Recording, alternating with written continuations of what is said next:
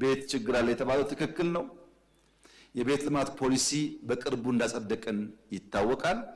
በሚቀጥሉት 5 ዓመታት 1.5 ሚሊዮን ቤት በመንግስት በግል በመንግስትና ግል አጋርነት መገንባት አለብን ብለን በጣም ሰፋፊ ስራዎች ጀምረናል። ፖሊሲው ጸድቋል። ሁለተኛ ተከታዩ ስራ ኢትዮጵያ ውስጥ የሞርጌጅ ስርዓት የለም።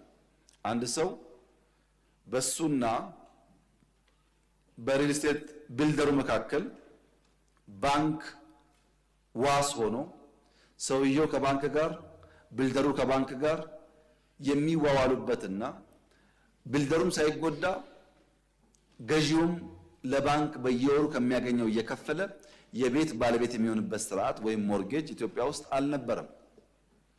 እሱን ለመፍጠር የባንክ ዝግጅት እያደረግን ነው። ፖሊሲ እያዘጋጀን ነው።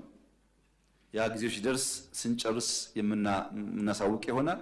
የመሬት ዝግጅት እያደረግን ነው። የፋይናንስ የመሬት የቴክኖሎጂና የዲዛይን ስራ እየሰራ ነው። ለምሳሌ እስካሁን የገነባናቸው ቤቶች የክራይ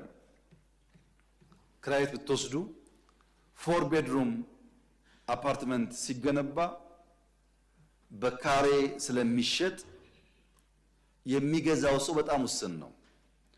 1 ቤድሩም ሲሰራ በ3 ቀን በ4 ቀን በ5 ቀን ያልቃል ተሽጦ። ለጊዜው ዲማንዱ ያለው 1 ቤድሩም 2 ቤድሩም ነው ማለት ነው። ከዚህ ቀደም የነበረው ዲዛይን ሰማው ሞዲፋይ ማድረግ ያስፈልጋል። ቤቶች ሲገነቡ አንድ ሰፈር እዛው አካባቢ ትምህርት ቤት፣ እዛው አካባቢ ሱቅ ቤት፣ እዛው አካባቢ ልጆች መጫወቻ ከሌለ ቤት አለ ትምህርት ቤት ፍለጋ ደግሞ ረጅም መንገድ ስለሚጓዙ በትራንስፖርት ወጪ ያስከትላል። ያ እንዳይሆን ቤት ስንገነባ አብረን ማሰብ ያለብን ነገር ሊቨብል ኔበርሁድ መሆኑን ማረጋገጥ ያስፈልጋል። ለዚያ ዲዛይን እና መሬት ዝግጅት የተሰራ ነው።